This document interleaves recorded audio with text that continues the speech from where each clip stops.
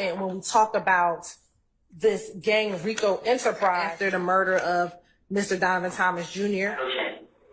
So I got something to say. No, wait, come on, man. I know Shannon. Is this gun tied to anything? The gun is not tied, but trying to... Okay, that increases the prejudice. That he commits crimes for Jeffrey Williams and doesn't get paid to do so. He just does it because you don't want the jury confused. Explaining, he being Mr. Copeland, is explaining that it's not me, it's Shannon. And he says, this is your problem right here. Whatever he says, he does. On the conspiracy of the gang and its activities. The court's in concurrence with the state's assessment, so I'm going to allow it. Wait a minute. Did the state's key witness actually just spin the state and change the narrative? And Shannon killed Nut? Man. If you're new, make sure y'all hit that notification bell, that like, share, comment, and subscribe. Grab a seat. We finna dig deep. What's up, YouTube family? Welcome to the channel. I'm your host, Jay. And man, we got a lot to talk about and not a lot of time to do it. But before we dig deep, if you haven't, definitely tap that notification bell, subscribe to the channel so you'll get the drop whenever we drop as well. Y'all ready? Let's talk about it. Now, this whole YSL Rico trial has definitely been taking a spin, and man, the state has definitely been taking L after L after L. But for some odd reason, the judge in this case just keeps handing out the assist to the state. Now to start, we definitely got to say, hey, the ex parte was rescheduled. Anybody surprised? Not me. Why? Because Woody is part of the state's key to this case. Now, he already spun the narrative because the state's narrative was actually spun. But ask yourself this. Why keep rescheduling? Why have the ex parte? Did Woody just blow the state's case? Man, it's everything with this YSL trial weighing on the connection to Woody. And then I had to ask myself, why is Woody so important to this actual case if he's not actually in the indictment? Because the state, if they can tie YSL with Shannon Stillwell to Young Thug based off of Woody and tie that to Nut, they can also do the conspiracy with the other bodies that have been attached to this actual YSL Rico trial and the alleged shootings. The jailhouse stabbings, wife and Lucci attacks, man, it gets deep. But ask yourself, is Woody to be trusted? Let's dig.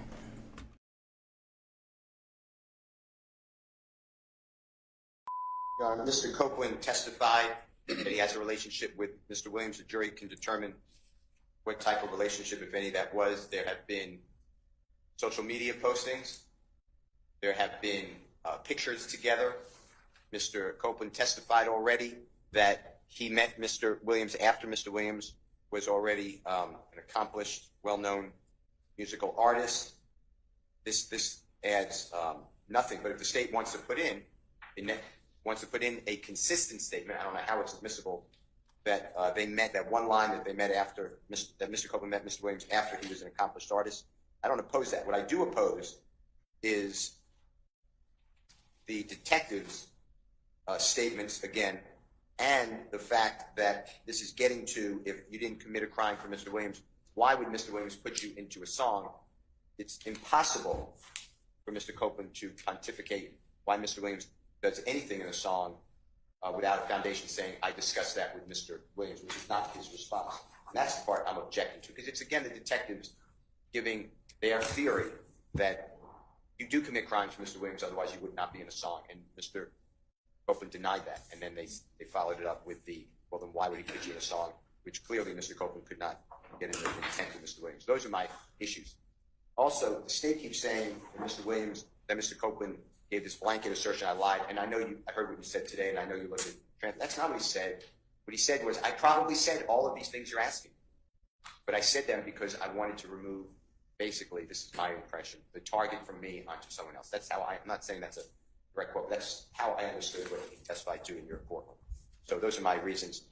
And under 403, I don't know why the detective's words get to be displayed to the jury on, oh, well, you had to have committed crime for Mr. Williams. That's Mr. Williams' character under 408, and it's also a 403 analysis again, I'd ask.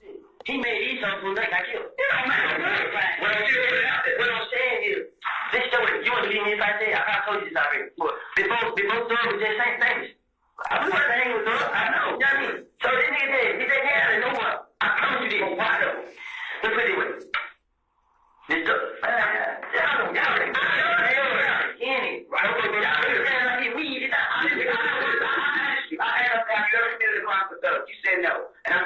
me say if I got a problem, Lil Woody pull up and pop it at night. Yeah, and he keep doing it. I even asked like, why didn't he put my name in these songs? He wasn't bad about it. Man, now, still made valid points because, again, it's all alleged. There's no paper trail, there's no records of any of this information except for what Detective Gaither and Detective Dennis have said.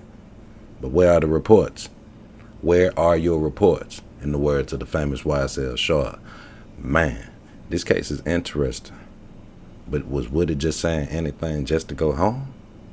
Make it make sense. Let's dig. Your Honor, we can take it out.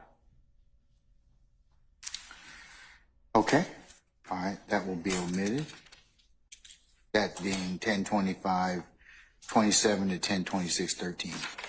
Okay. All right. State got a lot of references to third parties. What's your basis? Are you still want to try and argue that it should come in? Yes. Okay. Your Honor, I believe that he has knowledge, personal knowledge himself, being that he hangs around or that he is with these individuals, as evidenced by the pictures that we've already introduced into evidence showing the relationship, showing his relationship with all of these individuals. Is that it? Okay. Mr. Schardt or Mr. Steele? It's completely unclear what they refers to, who they refers to. The state is making their own determination that favors their theory of admissibility, but that doesn't shine through in the transcript or in the recording. What does seem clear from the recording is Mr. Copeland is getting information from somewhere else, and he also really doesn't know what he's talking about, or at least he claims to not know what he's talking about. He says, whatever it is, I don't know about that. So he's just, and we all know people like this that say a lot, and then at the end of that long statement about everything say, but I really don't know that to be a fact, or I don't really know about that. And it just seems to me that if he doesn't know about what he's talking about, and we also don't know where he got his information from, that is not something that should pass 401 and 403 balancing tests, and not something that should be exposed to the jury. Now, I got to say, the state is relying heavy on Woody. This investigation from 12 years ago, they are weighing heavy. For one, the audio is horrible, so that's a start. For two, you got Woody in the interrogation room. For three, it's a whole bunch of reports missing. So who is the judge and who is the prosecutor or the state to actually just go off of hearsay? Because that's what it boils down to. He say, she say. He say, she say. He say, he say. Where's the proof? And again, in the famous words of Matt Schardt, where are your reports? Crazy to be in the middle of a Rico trial and be on the verge of possibly getting convicted for speculation and allegations. Is this what we coming to? This is the social system. This is the justice system. Man, this is crazy. Let's dig. What Mr. Copeland says, I think that puts the other portions before it in context. He says, and they were in there arguing about everybody being dipshit. And they was like, Thug saying everybody sex, money, murder, Rolex, and whatever, however you say it. So one, that portion, Thug saying everybody sex, money, murder, a Rolex, and whatever, however you say it, would be a statement against a party opponent. Well, again, or however you say it, excuse me. Again, we run into the same problem in that line that Ms. Hilton just read. And they was in there arguing about everybody being, it says dipshit. I'm pretty sure that it's not dipshit that he said. And they was like Thug saying everybody sex, money, murder. So again, we don't know who they is. We don't know about what they were arguing everyone being. And then he says, and they was like Thug saying everybody. So the they is in apparently telling, the unknown they is now telling Copeland what Thug supposedly said. So it's still hearsay. It's an unknown declarant. And that doesn't, and even if Your Honor were to accept the state's argument on this one particular set of lines, that still doesn't address the source of knowledge for my client's gang membership according to Kenneth Copeland, and Mr. Kendrick's gang membership according to Kenneth Copeland, which right after he gives this information, says, you know what, I don't know about it. So Who was they? All right. In considering transcript 1038:20 to 1040:36 or thereabouts, the defense claims that they don't know what they, I should say, refers to, and he's getting pimping Mr. Copeland his info from somewhere else, and the unknown they is giving Mr. Copeland information. The state says this is impeachment by contradiction. They is a reference to what the witness, Mr. Copeland, knows, and that's just the way he talks, and this refers to his personal knowledge.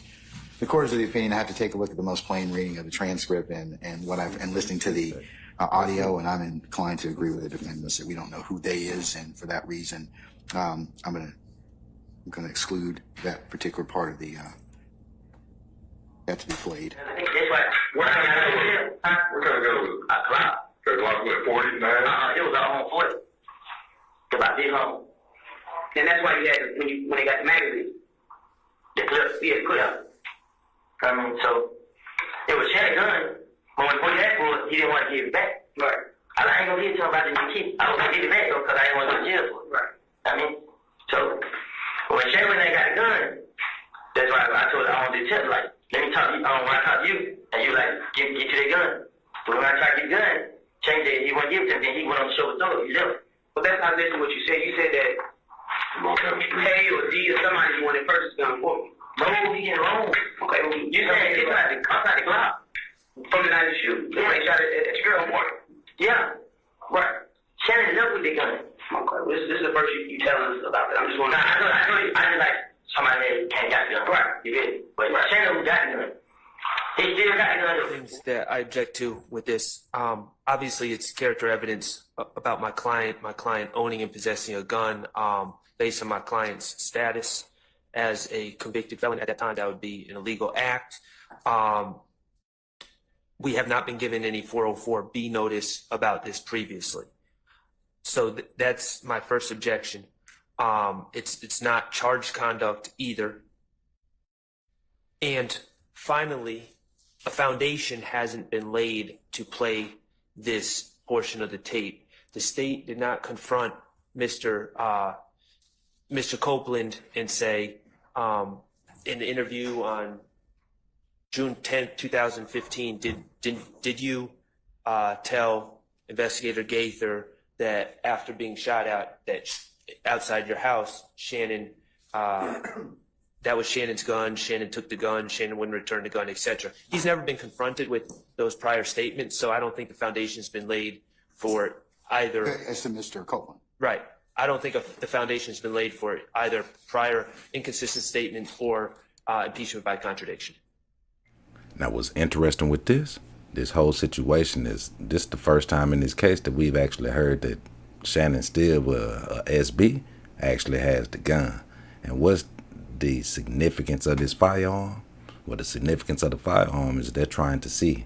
They don't know whether this was the firearm that actually killed Nat or if it was just tied to something else. But ask yourself this. Outside of all of that, why has the state not introduced to ask any questions to their star witness on the stand about this firearm? Let that sink in. Let's dig. On the fact that, okay, we've heard Shannon's got a gun, or that Copeland's saying, hey, Shannon, the reason I didn't turn it in is because Shannon took it and he took it down he took it.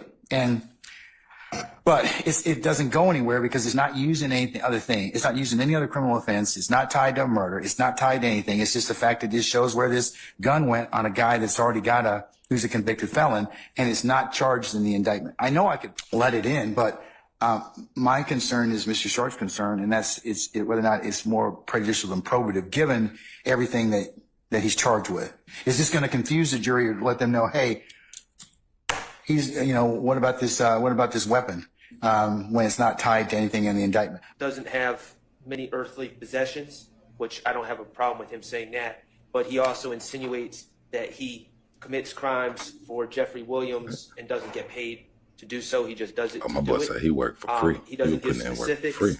I'm not sure what he's referring to, and it's bad character evidence, violates 404A and B, and that's why I'm objecting. And I don't know. It's entirely unclear what his personal knowledge to any of this is. Doesn't have any earthly possessions, which I don't have a problem with him saying that. But they began talking about why the opposition was targeting him first, and him being why the opposition was targeting Mr. Copeland first after the murder of Mr. Donovan Thomas Jr. And he's explaining, he being Mr. Copeland, is explaining that it's not me, it's Shannon. And he doesn't say his name. That's when he points to the paper. Because it would appear that on the paper, Shannon's name is on the paper. And he says, this is your problem right here. Whatever he says, he does. And he points to the paper. Presumably, Mr. Williams' name is on the paper and Mr. Stillwell's name is on the paper. They then go in to ask him, how much is he getting paid? He says he's not getting anything. And then they ask him, well, who told you that? And he says, he points, what I believe to be, he points at Shannon, because Dennis clarifies, he says Shannon. He says Shannon. So one, this goes into Copeland's belief of why he doesn't understand why he's being targeted by If Gang. Because he being Copeland? Correct. And he's explaining that I'm not the problem. It's Shannon is the issue. And they're trying to understand more of the dynamic or the relationship between Shannon and Mr. Williams. And he further explains that he's not getting paid. He does, according to Copeland, he's doing whatever he wants just for him. And I believe that, again, that is... He being Mr. Stillwell? Correct. Is doing whatever it is that Mr. Stillwell is doing for Mr. Williams and not getting paid for it. And not... And so I think, again, that is important when we talk about this gang Rico enterprise, the relationship between the parties. And what Mr. Copeland is talking about is the relationship between his perception of the relationship between Mr. Stillwell and Mr. Williams. And again, when we're talking about the larger conspiracy and we're talking about the nature of their relationship, the nature of the enterprise, here is arguably an unindicted co-conspirator to the larger gang talking about two other gang members and the relationship between them. We believe that that is relevant for the jury to hear. That was crazy to me with that whole situation after sitting and watching that YSL Woody interrogation, is that the state is actually putting this out in front of us like they didn't realize that Young Thug and Woody actually just met. They really had no relation. That's the ironic part. So I asked myself, why are they so stuck on Woody and what Woody says? And then I had to ask myself again, did the state send Woody to infiltrate YSL and Young Thug? Keep in mind, Woody always said he was never YSL. He had just met Thug. Give me the word. Yep. And Thug don't know. Say turn on the GD, I can't, Nielsen.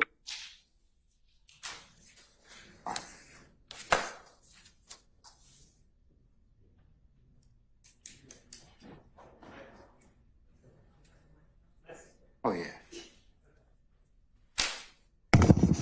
Miss Weaver has told me, authorized for me to tell you that you now see how difficult her job is. Okay, I'll be honest with you. I don't, Miss Hilton, I do not hear out of his mouth anywhere. But I have to be honest and say I don't hear. I get beat. I like Mr. Adams.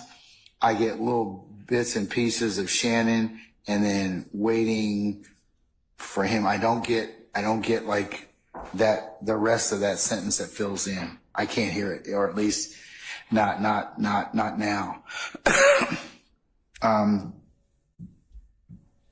the beef with gang in here?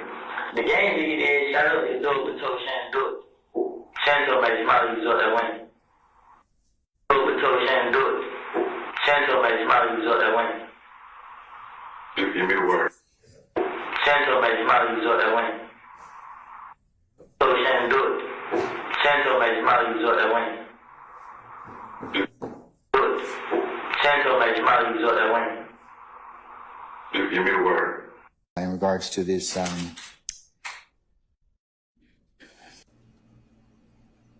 beef with Game and Nipsey Hussle squashing it. Okay, the defense's contention is that there's no personal knowledge. It's hearsay, and they believe it's speculation. And then the state asserts that these are two admissions by party opponents, and it corroborates the prior discussions and gives overarching relevant testimony on the conspiracy of the gang and its activities. The court's in concurrence with the state's assessment, so I'm going to allow it over objection. I'll note, Mr. Schardt, and obviously it will be a continued Can't even be objection. surprised. Can't even be surprised. For the record, Crazy. Also, I objected based on lack of conversation. Yes, sir. Of course, you. I'll add that as well. Okay, and it makes sense, and we finna talk Okay. about it. All right. So let's talk about it. Now, is anybody surprised that the judge made that ruling? I was. Just to be personally honest, I was. But in my opinion, based off of the case, absolutely not. Now, here's why. The state's case is actually falling apart. The star witness of this whole YSL Rico case spun the narrative. The state painted a picture that they thought was supposed to sway the jury.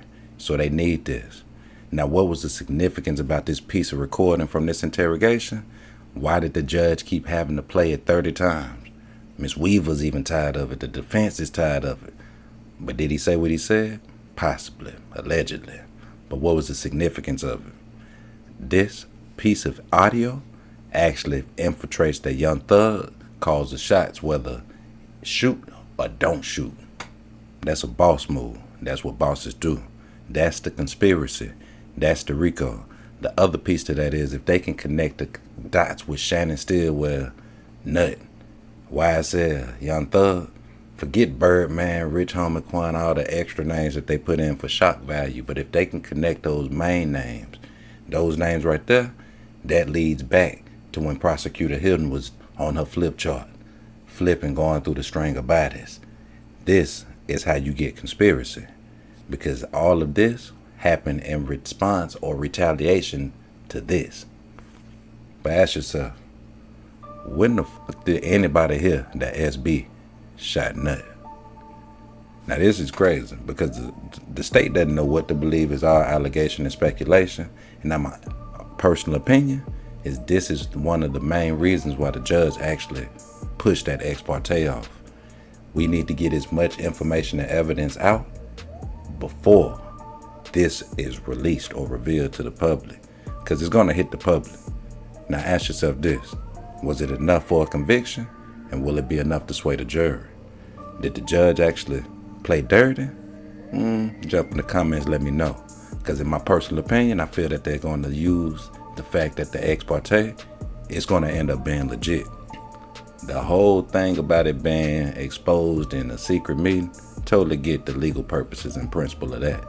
But they're going to say it was legit because watch, YSL Woody was in fear of his life. But can we call cap cap? As you see, YSL Woody is living his best life, definitely going up on all social media platforms. Now the crazy thing about the case is that many legal experts in defense argue that the judge is actually compromised and the prosecution is actually playing dirty. But will the motions filed from the defense be enough to actually get Judge G thrown off the case? And what was the real purpose of Judge G rescheduling that ex parte? Man, this case is definitely getting wild, and we definitely got a lot more ground and track to cover. Will YSL Woody be enough to sink the case? Or was he really just a small part of the conspiracy from the state? And speaking of the state, ask yourself this, is there evidence that they're compiling and introducing all together? Is it more prejudicial than probative, meaning more harmful to the character of all the defendants by using circumstantial evidence or alleged evidence with no proof? Let that sink in. Man, y'all definitely jump in the comments. Don't keep the excitement to yourself. Let me know your thoughts. Share this video with your friends. Hit that subscribe button and definitely hit the like. Remember, the courtroom is not just for lawyers and judges. It's for all of us to learn and discuss. Until next time, it's your boy Jay. Remember, the life you save might just be your very own. Until next time, gone.